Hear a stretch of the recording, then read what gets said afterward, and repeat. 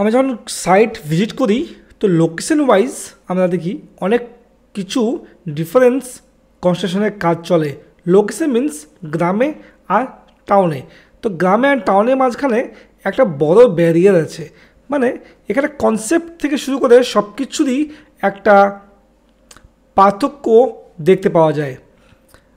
শহরে যেহেতু without engineer কোনো প্ল্যান বা কোনো কনস্ট্রাকশন হয় না, সেখানে সবসময় একটা পারফেকশন দেখতে পাওয়া যায়, কিন্তু গ্রামের ক্ষেত্রে সেই পারফেকশনটা খুঁজে পাওয়া যায় না।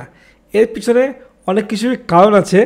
আজকে আমি এমন 4-5টা মেজর মিস্টেকের কথা বলবো যেগুলো গ্রামে যখন কনস্ট্রাকশন কাজ হয় তখন হয়ে থাকে, আর এর ফলে আপনার অনেক বেশি টাকা ব্যয় হয়, কিন্তু ওই সমস্ত সুযোগ সুবিধা যেগুলো শহরের বাড়িগুলো পায় সেগুলো কোনোদিনও গ্রামের বাড়িগুলো পায় না।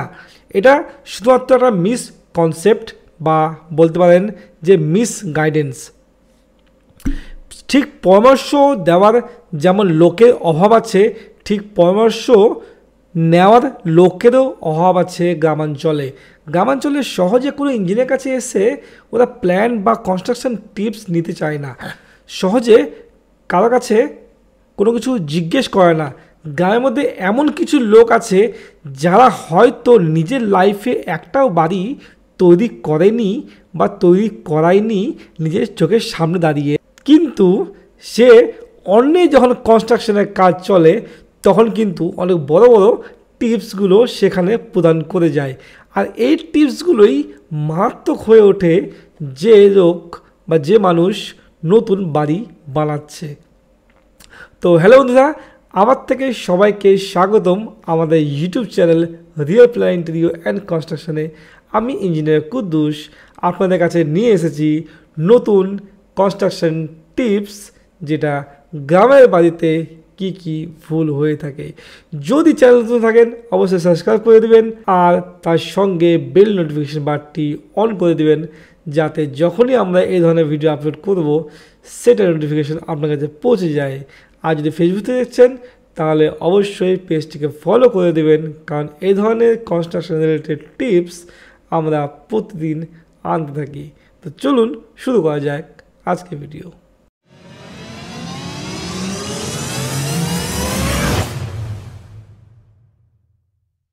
গ্রামে যখনই বাড়ি বানানোর চিন্তা করে তখন কিন্তু জায়গা নিয়ে খুব একটা মাথা ঘামানো হয় না, কারণ জায়গা অ্যাভেলেবেল সবার কাছে।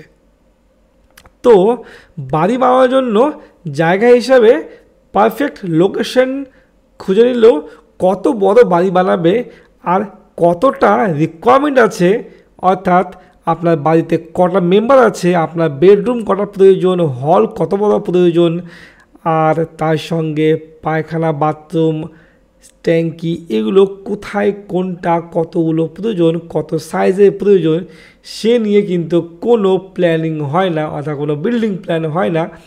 তো যখন বাড়ি বানানো হয় তখন মনে করেন কি 5টা বেডরুম দরকার আছে, তো 5টা বেডরুমের জন্য 1500 স্কোয়ার ফিট 1600 স্কোয়ার ফিটের একটা বাড়ি ফাউন্ডেশন করে দেওয়া হয়।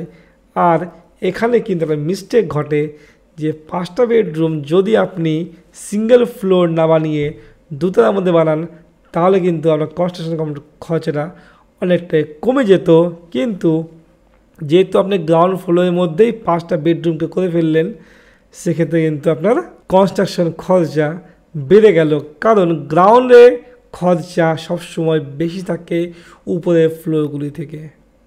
এখনও অনেক বাড়ি এমন দেখতে পাওয়া যায় যেখানে যখনই ঘরে প্রবেশ করবেন তো সবার আগে আপনি পেয়ে যাবেন একটা 30 ফিট বাই 7 ফিট 8 ফিটের লম্বা বারান্দা।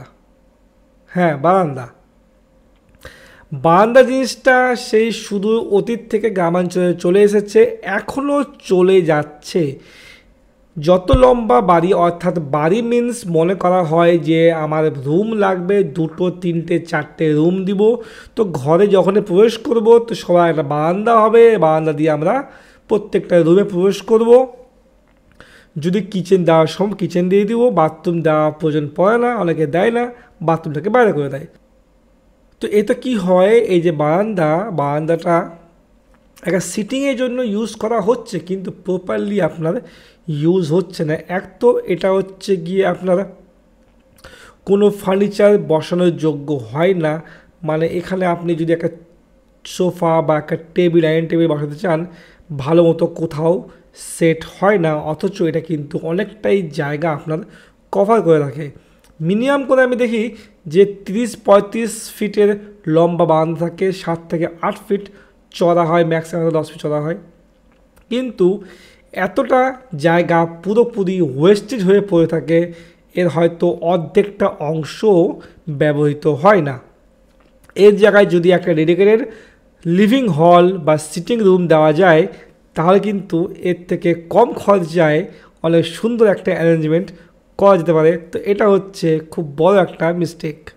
বেডরুমগুলির সাইজ এখনও অনেক বড় বড় রাখার চিন্তা ভাবনা করে, অর্থাৎ বেডরুমের সাইজ ছোট হলে হবে না, মিনিমাম 13 ফিট বা 16 ফিট 18 ফিটের বেডরুম চাই।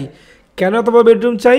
কারণ বেডরুমের মধ্যেই বেড ঢুকাবে, সোফা ঢুকাবে, ডাইনিং টেবিল ঢুকাবে, তারপরে গিয়ে আপনার টিভি ঢুকবে, টিভি টেবিল ঢুকবে, শোকেস ঢুকবে, অ্যান্ড যাবতীয় যা ফার্নিচার আছে সব কিছু বেডরুমের মধ্যে ঢুকানো হবে। কারণ যেহেতু হল রুম নেই, হল রুম না থাকার জন্য এই যে ফার্নিচারগুলো কোন জায়গায় রাখা হবে, তো সবগুলো ফার্নিচারকে উঠিয়ে বেডরুমে ঢুকিয়ে দেওয়া হয়, তো যার ফলে বেডরুমের সাইজটা কিন্তু অনেকটা বড় করতে হয়। তো যদি আপনার প্ল্যানিং ঠিক থাকে, যদি আপনার ডেডিকেটেড একটা হল রুম থাকে, একটা সিটিং রুম থাকে, তাহলে কিন্তু এই যে এক্সট্রা ফার্নিচার যেগুলো হল রুমে হওয়া উচিত, অর্থাৎ আপনার সোফা, ডাইনিং টেবিল, হাবিজাবি, এইসব জিনিস কিন্তু বেরিয়ে আসবে। অনেক সময় দেখা যায় যে কিচেন খুব ছোট বানিয়ে ফেলা হয়, যার ফলে কিচেনের মধ্যে ফ্রিজকে অ্যাডজাস্ট করা যায় না, আর বারান্দার মধ্যে ফ্রিজকে রাখা যাবে না, যদি ওপেন স্পেস থাকে, ওটা বাইরে থেকে ভিজিবল হয়, তো বারান্দাতে ফ্রিজ লোকে রাখতে চায় না, তো ফ্রিজটাকে উঠিয়ে বেডরুমে ঢুকে দেওয়া হয়। তো কিচেন রুমটাকে যদি একটু বড় সাইজ করা যায়, প্রপার সাইজ, অথবা যদি হল রুম থাকে, কিচেন ছোট থাকে, আপনার হলের মধ্যে সেই ফ্রিজ অ্যাডজাস্ট হয়ে যাবে অ্যান্ড প্রপারলি সব কিছু অর্গানাইজ হয়ে যাবে। এই ছিল পয়েন্ট নাম্বার 3। এবার হচ্ছে স্ট্রাকচার। যখনই স্ট্রাকচার করা হয়, অর্থাৎ কলাম বিম দেওয়া হয়, সবসময় দেখি 10x10 কলাম ইউজ করে, যেখানে 12 mm রড ইউজ করা হয় মেন বার হিসাবে। 12 mm রড ইউজ করা হচ্ছে, এই পর্যন্ত কিন্তু মিস্টেকটা মেনে নেওয়া যেতে পারে, কিন্তু এর পরে মিস্টেকটা আরও বেশি ভয়ঙ্কর, যেটা হচ্ছে স্টিরাপ, অর্থাৎ যে রিংগুলি লাগানো হয় সেই কলমে, সেই রিংগুলি দেওয়া হয় 6 mm রড দিয়ে। 6 mm রড শুধুমাত্র লিন্টেলের ক্ষেত্রেই প্রযোজ্য, অন্য কোনো ক্ষেত্রে কিন্তু প্রযোজ্য না। গ্রামাঞ্চলে বাড়ি হচ্ছে বলে এই বাড়ি যে ছাদ থাকবে সেটার লোড কিন্তু কোনোভাবে কম হবে না। তার জন্য যদি আপনি কলামের মধ্যে 8 mm পরিবর্তে 6 mm রড স্টিরাপ হিসাবে ইউজ করেন, তাহলে কিন্তু সেই বাড়ির কলাম আস্তে আস্তে খুব তাড়াতাড়ি দুর্বল হয়ে পড়বে, আর সে বাড়ির স্ট্রাকচারটাও তাড়াতাড়ি নষ্ট হয়ে যাবে, বাড়ি আপনার দীর্ঘমেয়াদী হবে না, বাড়ি কিন্তু তাড়াতাড়ি আপনার নষ্ট হয়ে যাবে। তো এই হচ্ছে কিছু বিশেষ প্রবলেম যেগুলো সচরাচর দেখা যায়। এছাড়া আরও অনেক প্রবলেমস আছে, যেমন ফাউন্ডেশন ডিপ সহজে করতে চায় না, 3 ফিট ডিপ করলে নাকি বলে অনেক হয়ে গেছে। মাটি শক্ত আছে, দরকার নেই, এটা ভুল কনসেপ্ট। মাটি আপনার শক্ত হোক বা নরম হোক, যেমন থাকুক, উপরের লেয়ারটা আপনি দেখছেন, ভিতরের লেয়ারটা কী আছে সেটা কিন্তু আপনি দেখতে পারেননি। তো সবসময় আপনি দোতলা বাড়ির জন্য মিনিমাম 4 ফিট অবশ্যই ফাউন্ডেশন ডিপ করবেন, যেটা আপনার পুরনো মাটি, অর্থাৎ ফিলিং মাটি ছাড়া যেটা পুরনো মাটি, সেই মাটি থেকে আপনি 4 ফিট মিনিমাম ডিপ করবেন। আর যদি 3 তলা করতে হয় বা তার বেশি করতে হয়, অবশ্যই 6 ফিটের ডিপ করবেন। এটা হচ্ছে বিশেষ পরামর্শ। যখনই আপনি গ্রামের দিকে বাড়ি বানাবেন, তখন এমন না যে আপনার গ্রামের বাড়ি বানাতে খুবই সস্তায় কাজ হয়ে যাবে। হ্যাঁ, এটা আছে, গ্রামে বাড়ি নির্মাণ করতে গেলে অনেক সস্তায় আপনি মিস্ত্রি পেয়ে যাবেন, লেবার পেয়ে যাবেন, কারণ ওরা ফুললি স্কিল্ড হয় না, অল্প বিস্তর স্কিল হয়, ওদের বেশি নলেজ থাকে না, আর বেশি ডিপলি ওরা কাজটাকে বুঝেও না, কাজটাকে করেও না। জাস্ট কাজটা করতে হবে, দেখেছে, লেবার হিসাবে খেটেছে কোনো সাইটে, ওরা সেই জ্ঞানটুকু দিয়ে আপনার কাজটা করে দেয়, তো সেই কারণে ওদের চার্জটা কিন্তু অনেকটা কম থাকে। তো ওদের ভরসায় অবশ্যই যাতে আপনি কাজ না করেন, আর কাজ স্টার্টিংয়ের সময় অবশ্যই একটা ভালো ইঞ্জিনিয়ার বা আর্কিটেক্টকে দিয়ে প্ল্যানিংটা অবশ্যই করিয়ে নেবেন। আর প্রথম একটা কাজ ইঞ্জিনিয়ার গাইডেন্সে অনুসারে করবেন, যেমন লেআউট, ফাউন্ডেশন, স্টেয়ারকেস, আর আপনার ছাদে রড বাইন্ডিং প্ল্যান, ঢালাই।